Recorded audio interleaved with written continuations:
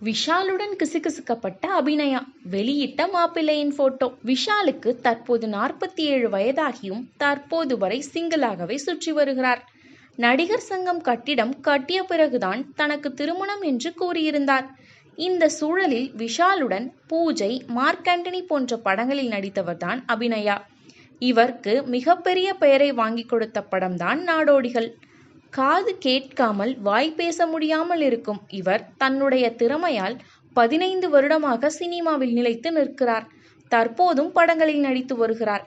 இந்த சூழலில் விஷால் மற்றும் அபிநயா இருவரும் காதலிப்பதாகவும் இவர்களுக்கு விரைவில் திருமணம் என்றும் செய்திகள் வெளிவந்தன.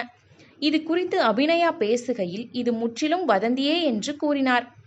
சமீபத்தில் மதகஜராஜா ப்ரமோஷனில் விஷால் கலந்து கொண்ட போது அவரது கை நடுங்கியது.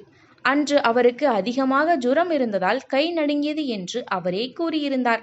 அப்போது அபிநயா போன் செய்து விஷாலின் உடல்நலம் குறித்து விசாரித்தாராம். அபிநயா தனது இன்ஸ்டாகிராம் பக்கத்தில் தனக்கு நிச்சயதார்த்தம் நடந்து முடிந்ததாக புகைப்படம் ஒன்று வெளியிட்டிருந்தார். அதில் இருவரும் கோவில் மணியை தொடுவது போல் புகைப்படம் இடம்பெற்றிருந்தது. இதில் மாப்பிள்ளை முகம் தெரியாததால் யாராக இருக்குமோ என்ற எதிர்பார்ப்பு ரசிகர்கள் மத்தியில் நிலவி வருகிறது. ஆனால் விஷால் இல்லை என்பது தெள்ளந்தெளிவாக தெரிகிறது. இதன் மூலம் தற்போது வரை வந்து கொண்டிருந்த சர்ச்சைக்கு அபிநயா முற்றுப்புள்ளி வைத்திருக்கிறார்.